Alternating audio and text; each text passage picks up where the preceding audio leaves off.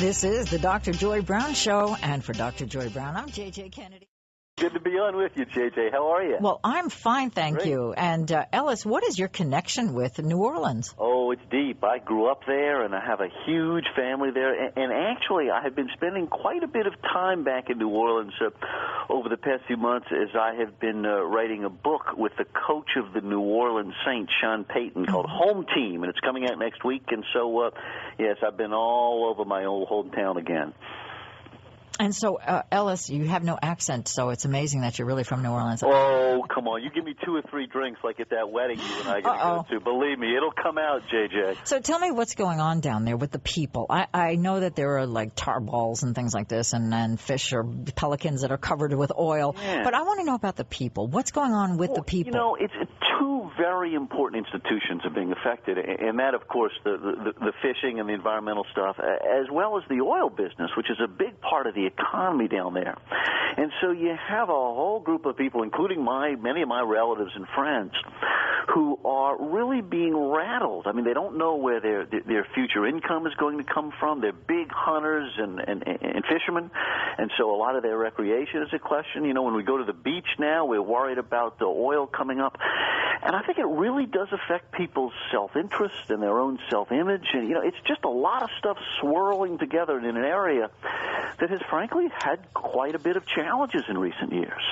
That's true. And what about with the less work, of course, there's less of an economy, so that puts more of a stress on families. Yes, of course. But now BP is paying people. They're trying to reimburse people for their inconvenience, for their loss of livelihood. Is that going to help in some way? Well, you know, it's going to help. I mean, BP is a very rich company, and thank God somebody has deep pockets here. But you remember in tragedies that we've suffered, you know, at 9/11 or things around the country that other people have. You know, you're happy to have the money in a time of need, but that really only begins to solve the kinds of personal and family issues that people deal with. I'm sure if you ask people, would you rather have your job back or some payment from an oil company, most people would rather have their job back. Absolutely, because it's not only a matter of the job being disruption, it's the whole social network being disrupted, their lives, their everyday patterns, their routines, you know, the coffee shops that they go to, you know, to have their morning coffee. Everything is disrupted. Well, and you know how much, and this is not always a healthy thing, but how much all of us define ourselves by what we do. You know, if somebody said tomorrow, JJ, you had to get off the radio immediately, that would be devastating, and the income would only be part of it. And the same would be for me as a news guy and a journalist. I mean, that's a big part of how I see myself. And so if you talk to people down there and they've made their livings for generations in these ways, it's tough. It's really tough. You've got a very good point there, Ellis, and we're going to get right back to that. But for right now, we're going to just take a quick break. For Dr. Joye Brown, I'm J.J. Kennedy. 800-544-7070 if you'd like to comment.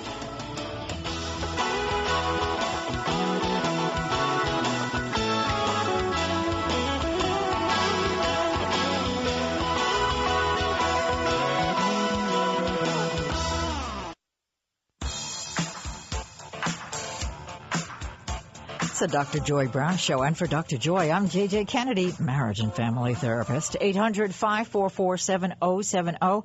We're on the phone with Ellis Henican, and Ellis is talking about his hometown, New Orleans, and what's going on there because of the BP spill. And Ellis, I just wanted to say something regarding what you had just said previously to our going to a break. Sure. And that was defining ourselves. And it's so interesting because you're absolutely right.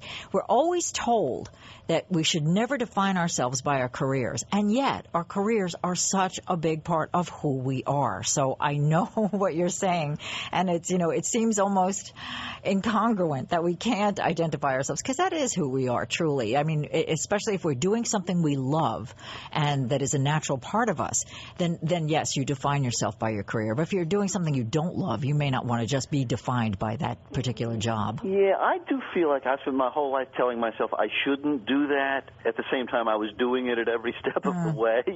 You realize it. You say, this can't be healthy. I should not focus so much on work. But, we're under financial pressure. We have define our own role in the world that way. I think it's kind of hard to avoid. And when you do something you love, it is who you are. Because you're showing the world, this is what I love, this is who I am. Yeah, but so you take an area like Louisiana and the Gulf Coast, and now this oil, as you know, is even oozing over to Florida, and we don't really know how far it's going to go.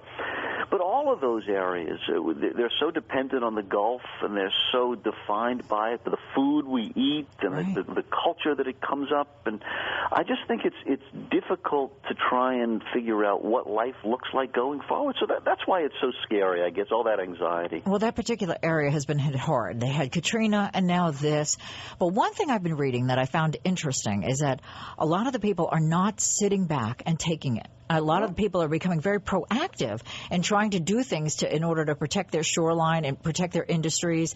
And they said that they no longer want to wait and for BP or the government to take over and clean things up. They're doing it themselves. Yeah, that's one of the healthy things. And I do think, JJ, that may be one of the lessons from Katrina.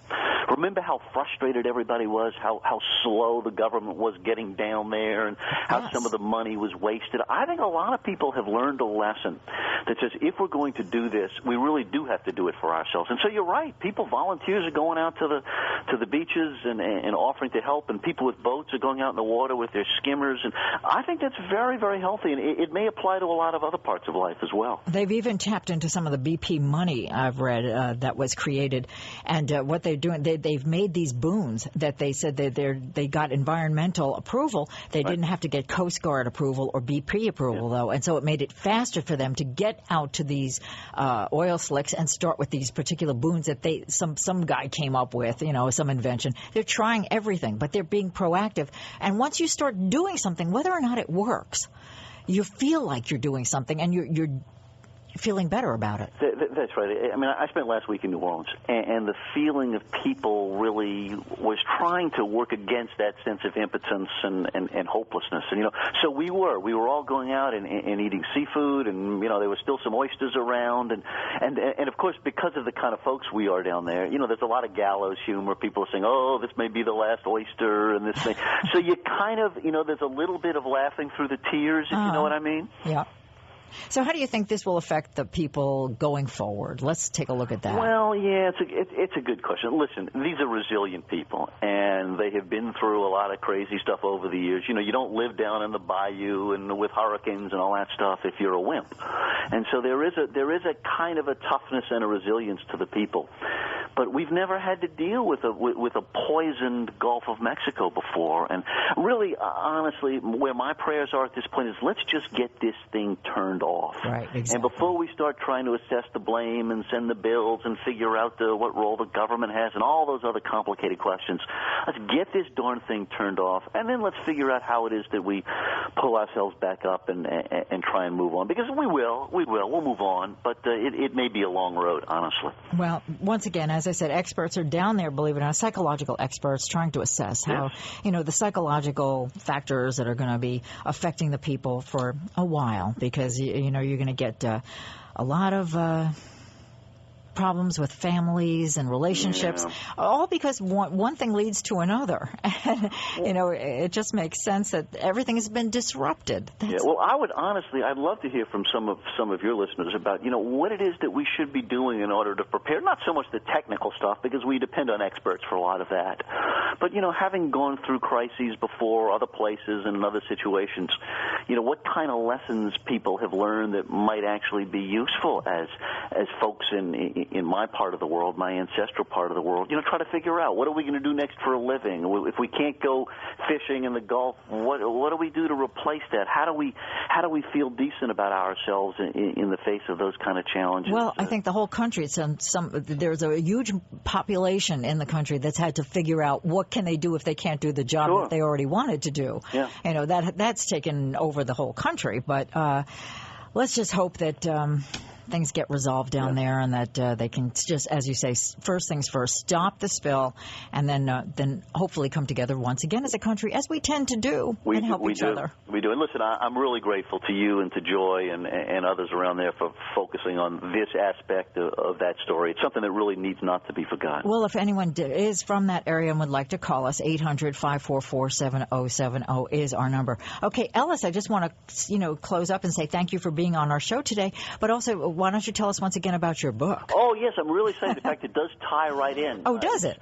The book is called Home Team, and it appears on Tuesday. It's coming out on Tuesday, big printing, and it's by me and Sean Payton, who is the coach of the New Orleans Saints. And this beleaguered team that suffered so much, finally coming back and winning the Super Bowl, and having this very area that we're talking about, inspiring the team and the team inspiring the city. Let me tell you, we need a little Saints fever just